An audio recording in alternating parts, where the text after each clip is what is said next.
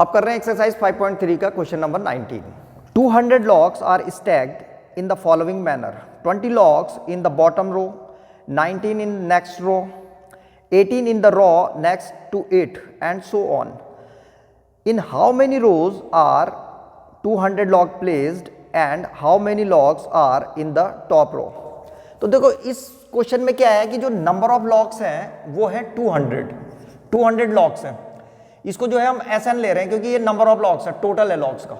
और जब नीचे से इन लॉग को रखना शुरू करा तो सबसे नीचे जो थे वो 20 लॉग्स रखे हुए हैं, सबसे नीचे वाली बॉटम में।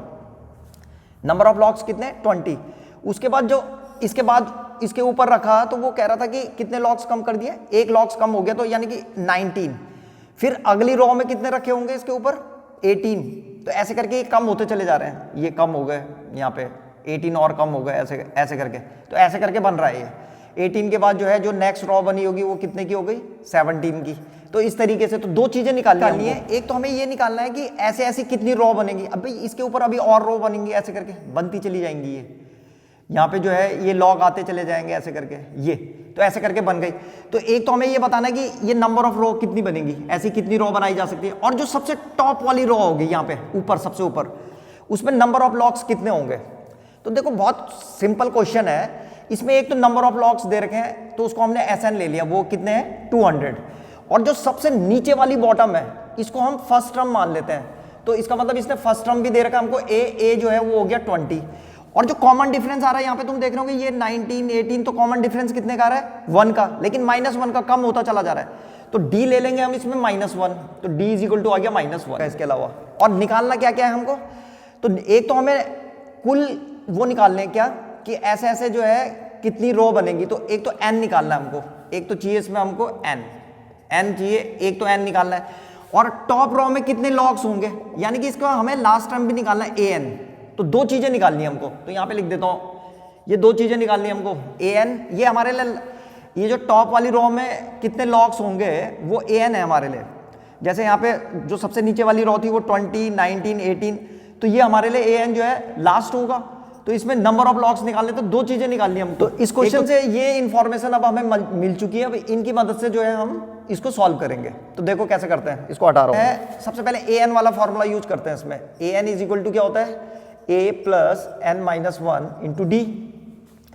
तो यहाँ पे A की जगह में कितना है? 20 प्लस n, तो n ही रहेगा तो इसको n ही रहने देते हैं। -1 × D, D की जगह में कितना है? तो D -1 है, यहाँ पे -1 लिख दिया मैंने। तो ये AN आ रहा है हमारे पास।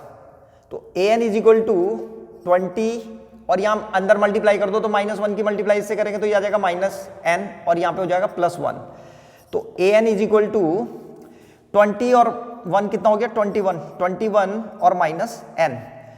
तो ये आ गया हमारे पास AN। ये इक्वेशन नंबर फर्स्ट बन गई हमारी।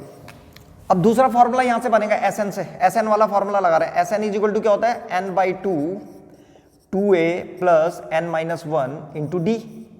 या एक वाला करते हैं इसमें, क्योंकि हमारे पास AN है तो वाला लगाते हैं इसमें, a + n वाला।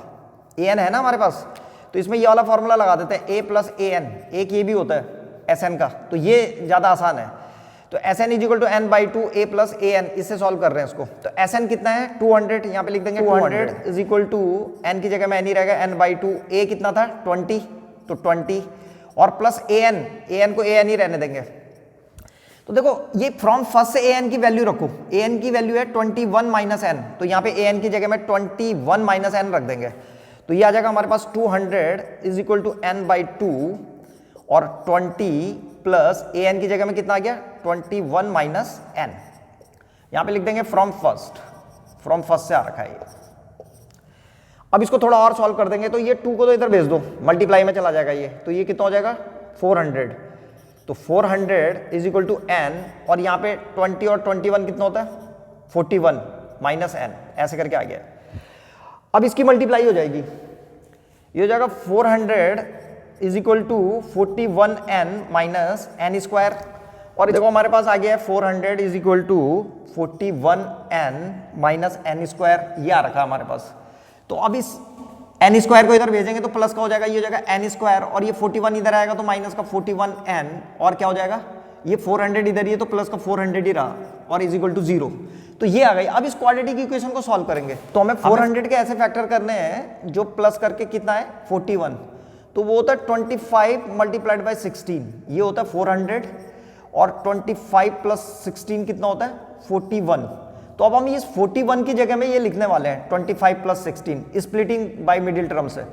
तो ये रफ वर्क है, इसको रफ में कर लेना। तो ये आ जाएगा हमारे पास n स्क्वायर माइनस 41 की जगह में क्या रखेंगे 25 प्लस 16 ऐसे करके, और यहाँ पे n आ गया और प्लस 400 इज इक्वल टू 0। तो ये हो जाएगा n स्क्वायर माइनस 25n, ये माइनस का ब्रैकेट खुलेगा तो दोनों माइनस के हो जाएंगे, ये भी माइनस का और ये भी माइनस का, और n की इंटू भी कर दी साथ में, तो माइनस 16n और प्लस 400 इज इक्वल टू 0। ये आ रहा है हमारे पास।